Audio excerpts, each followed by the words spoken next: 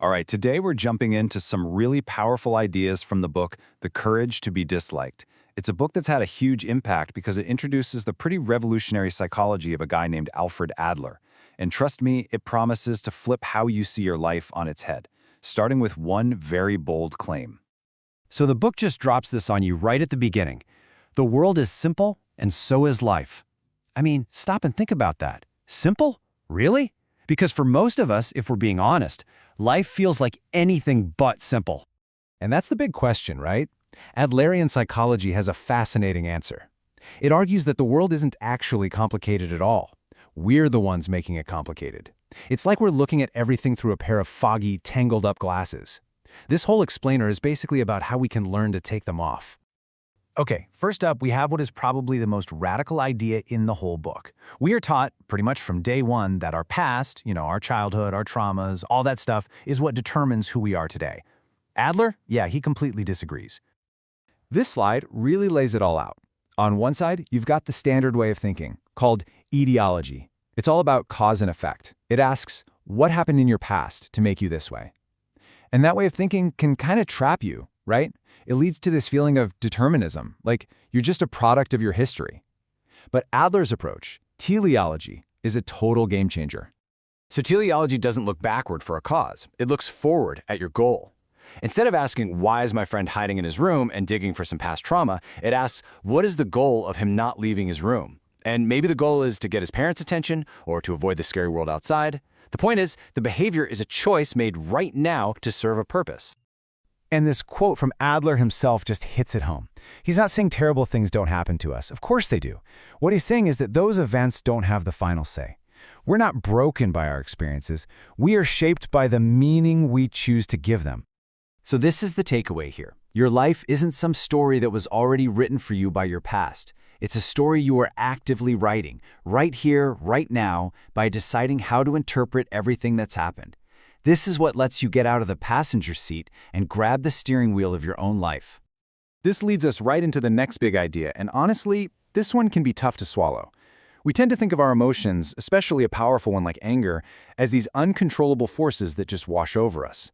Adler would say, not so fast.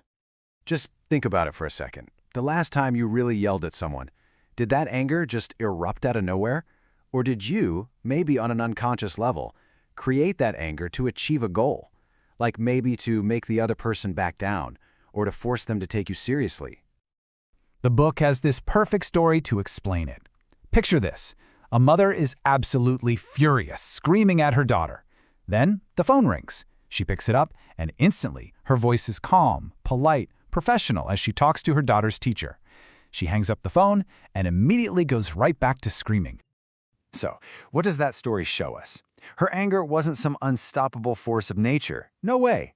It was a tool she chose to use to control her daughter. And when she needed a different tool for the phone call, she put the anger down. Then she picked it right back up when she was done. The anger served a purpose. Okay, get ready for this next one because it is a huge claim, but it's totally central to Adler's thinking. What if every single one of your worries, your self-doubt, your anxiety, all of it, was actually, at its core, about other people? Seriously, think about this. Adler argues that if you were the only human being in the entire universe, you wouldn't have any problems. Why? Because things like feeling inferior or anxious, they don't exist in a vacuum. They only come up when we start comparing ourselves to and interacting with other people. And this slide points out a really important difference. Adler thought a healthy feeling of inferiority is actually a good thing. It's what drives us to get better. That's when you compare yourself to your ideal self and think, I can improve. The problem starts when it becomes an inferiority complex. That's when you start comparing yourself to other people and use it as an excuse to just give up. This is basically the trick we play on ourselves. We take some perceived flaw like, I'm not educated enough, and we turn it into a shield. It's an excuse that protects our ego. It lets us say, see, I can't succeed because of this thing, which is way easier than actually trying and facing the possibility of failure. It's a life lie we tell ourselves. So if all our problems are really about our relationships, how do we fix them? Well, Adler says we have to start by fundamentally changing how we see other people. We have to stop treating life like it's one big competition. I mean, it makes sense, right? If life is a race with winners and losers, then every other person is a potential rival, a threat. You can't really trust anyone. You secretly celebrate when they stumble, and you resent them when they succeed. You're living in a world of enemies. But what if you just dropped out of the race? What if you started seeing other people not as rivals to be beaten, but as comrades, fellow travelers on the same journey? Suddenly, their success isn't your failure. You can be genuinely happy for them, and the world instantly transforms from a dangerous battlefield into a safe, supportive place to be. And all of this, moving on from your past, taking control of your emotions, seeing people as comrades, it all builds to this final and maybe most important piece of the puzzle. None of these changes happen by accident. They all require one specific thing from you. Adler uses this term, lifestyle. He doesn't mean your car, your house. He means your entire worldview, your core personality, the lens through which you see everything. And here's the kicker. It's not something you were born with. You chose it, probably when you were a kid. And because you chose it once, you have the power to choose it again, right now. So if we can just choose a new way of living, why don't we? Why do so many of us stay stuck in patterns that make us miserable? The book gives a pretty blunt one-word answer: fear. It's a lack of courage. Because changing is scary. It means stepping into the unknown. It's actually much safer to stay in a familiar state of unhappiness than to risk the anxiety of creating a new self. And this is what it all comes down to. This is not a feel-good, comfortable kind of psychology.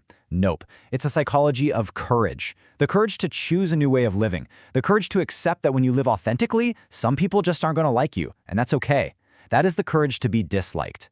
And as the book shows, that is the very same thing as the courage to be happy. Ultimately, the book's entire message lands right here, on this one point.